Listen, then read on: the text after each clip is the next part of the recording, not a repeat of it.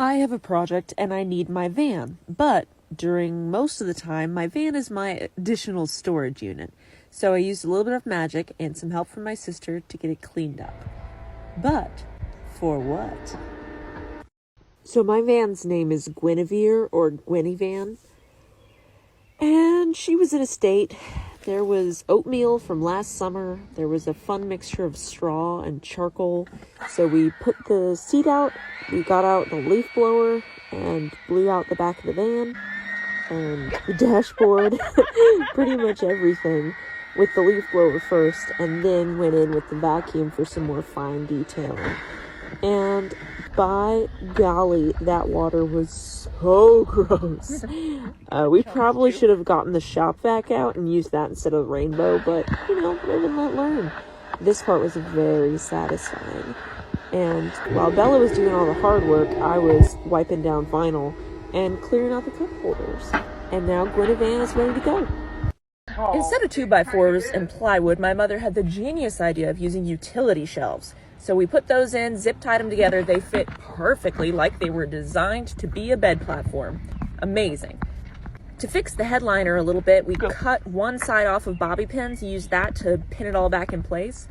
We wanted to be a little fancy as well, so we got an LED light strip kit. This is powered by a USB, so we can just plug into a battery pack or the car, and it's very nice. For our bed, we got 4-inch foam on sale at Joann's, very comfy. And then we did some tracing and used the pumpkin technique of translating a template to make some cut-ins for the windows. Kind of makes a mirror effect. Those sheets of foam fit into a twin-size mattress cover, full sheet on top, and we are ready to hit the road. This is my last day at home, and I'm very excited for the trip, but also a little sad. This is the last time I get to walk to the farmer's house for a while, but boy was this a good haul. Radishes, onions, golden beets, so pretty.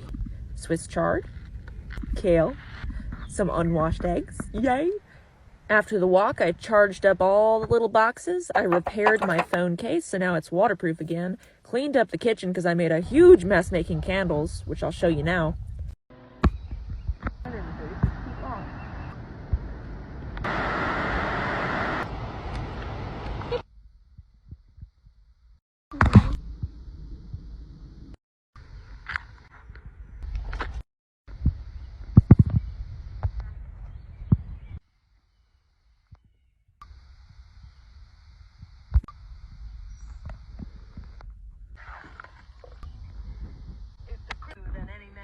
Today we are at Talulah Gorge State Park, which is one of my favorites. I've been going here since I was a kid, but Bella had never gone.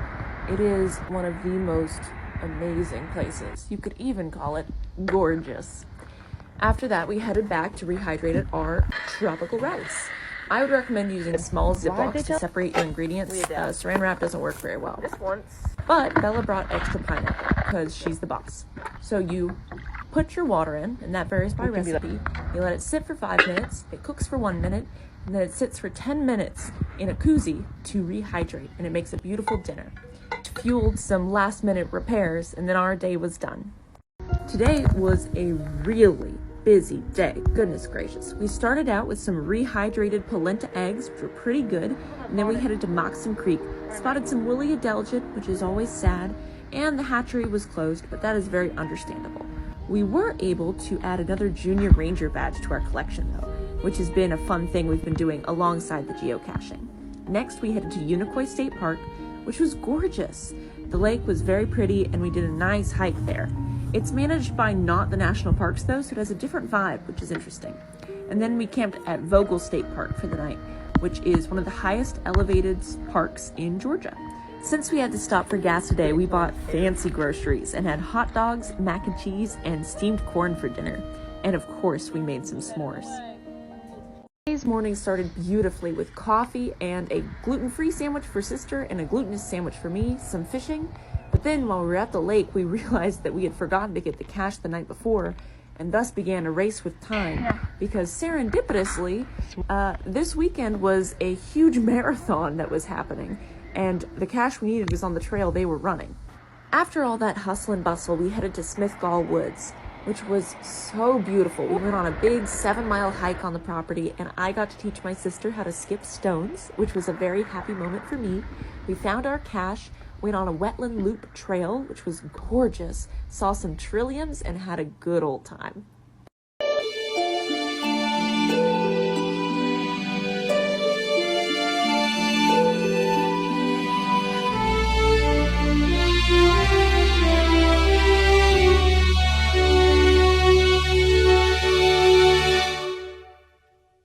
My sister and I stayed with a relative last night, and then we went and checked out the community garden near their house. They are raising monarch butterflies, which was very cute to see. I haven't gotten to see these guys up close for a while, and the garden itself was pretty darn cute as well. And then we were off, crossed over Lake Lanier, and spent the rest of the day in museums, which are pretty boring to film, but we had a really good time. We were right around the corner. We stopped at our folks' house for a little rest. Then we headed to Red Top Mountain, a gorgeous and easy cache. And they even had a little library and a penny press at the gift shop. But we did not have any pennies, so we headed on across Lake Allatoona to the Etowah Archaeological Museum, which features artifacts found in the Etowah mounds and the surrounding area, because this place was heavily populated for thousands of years and is an important archaeological site for pretty much most of what we know, to my understanding, of the woodland era and the people that lived in that time. The view wasn't completely spoiled, but it was interesting to see the smokestacks in the distance and have the constant weed whacker. We did spot Doug Elliott, our friend in the gift shop, and the van is holding up well. So this car camping trip was the test. We wanted to pick out which recipes we liked on this trip while we had other food options so that we know what to make for future backpacking trips. There's one day here and the next day gone. Sometimes you bend, sometimes you stand, sometimes you turn your back to the wind. It's a world outside of the darkened door where blues won't haunt you anymore. Where the brave are free, love is soar. Come ride with me to the distant shore. We won't hesitate. We made it to New Echota. This site is gorgeous. The reconstructions here are really well done, and they do a lot of really important educational work here. The interpretive ranger even told us where to find a broadwing hawk nest. So we got to go on a short hike, and we saw droppings but no hawk. Got the geocache and headed on to Slappy Floyd. This park was pretty lackluster, but at least the ranger was cute. Then we headed out to Cloudland Canyon. This place was gorgeous. Of course, some woolly adelgid. We splurged a little bit at this park and rented a yurt for the night so we could have a really nice, good rest. Had a surprise random things dinner, ran out of gas. We brought extra, so it was good. And then me and my sister did some sewing. I had some leggings to fix, and my sister had to fix her pants that she broke at Slappy Floyd earlier that day. Once all the sewing was done, dinner was eaten. Dinner was really good. It was like cheesy cauliflower rice. It was ridiculous.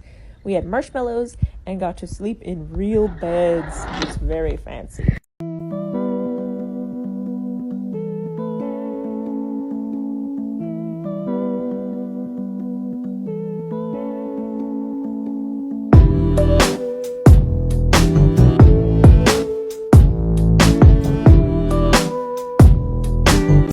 We're reaching the end of the trip, and by golly am I tired. We've been having such a good time, eating such good food, but I'm about ready to go home. I miss my forest. We picked up the geocache here, and it was difficult to find. Good golly, the map wasn't easy. And then we got to actually go to the outlook of Cloudland Canyon, and it was beautiful. Rock formations, caves, a hermit's delight. These little roundy stones also reminded me of mountain trolls, which always puts a smile on my face. We picked up another cache at the interpretive center, some squished pennies. Bella got a deer, and I got a Cloudland Canyon. Thief and pilferer! And to go to the cheap fan house, but it was closed today for volunteer work. Then we drove even more and headed up the mountain, and poor Gwenny Van was very upset with that mountain. I don't think I could eat But it was worth it. It was so beautiful. Fort Mountain is probably one of my favorite parks we've visited so far, right up there with Smithgall Woods. But the cicadas, by golly, they are here. Everywhere you stepped, you had to watch your feet in order not to squish one. We picked up the cache. It was about a 4 or 5 mile hike. and saw even more cicadas, picked up lots of trash, had a delicious dinner, and then collapsed into bed. I'm gonna look out. It's cheesy.